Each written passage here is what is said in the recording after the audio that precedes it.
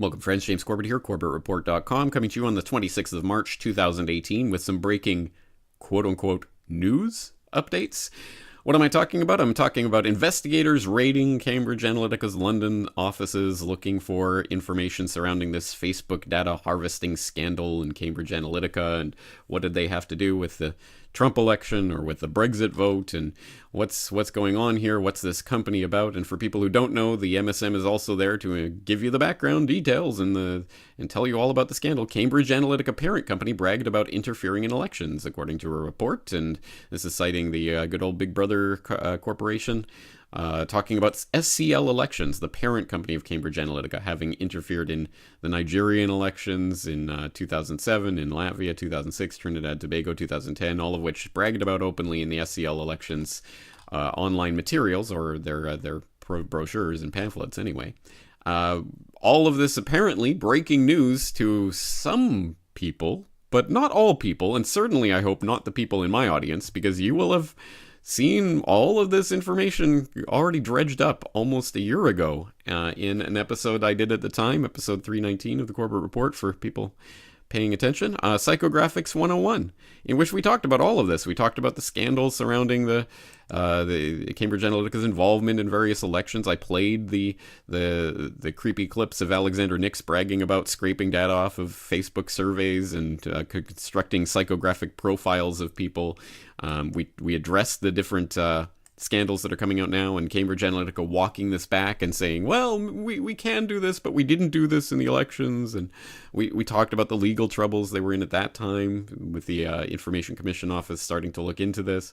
So all of this is old news if you have your ear to the ground and if you're staying tuned to places like the Corbett Report. And on that note, I find it interesting that Julian Assange seems to have discovered that Mark Zuckerberg is a bad person.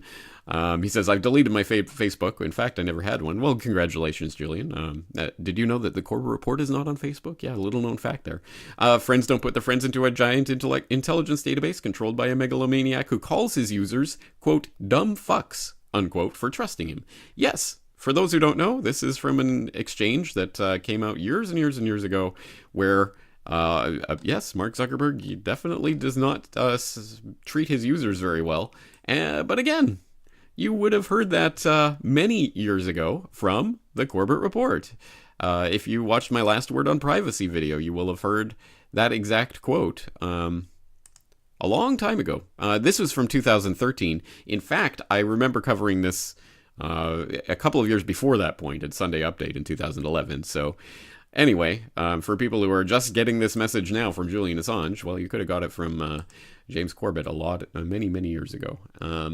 Again, just like last week, we were talking about this breaking news story from Reuters, China to bar people with bad social credit from planes and trains, which of course relates to what I was warning about in 2015, talking about Sesame Credit, China's creepy new social engineering experiment, where I said they're going to start using your social credit score to ban you from government services. And now it's in the quote-unquote news. So a couple of things to know from here. One is that the quote-unquote news is never really news. These are always stories that have been developing for a long time and are just now coming to attention or being put in front of you for one purpose or another. So keep that in mind. And secondly, all of these things you would have known about if you were keeping track of the Corbett Report. I think I do have a pretty good track record by this point at being in this for a decade of seeing things that are coming down the line. And sometimes when I put out episodes like this, I get some bemused responses. James, what on earth are you talking about? Why are you talking about this?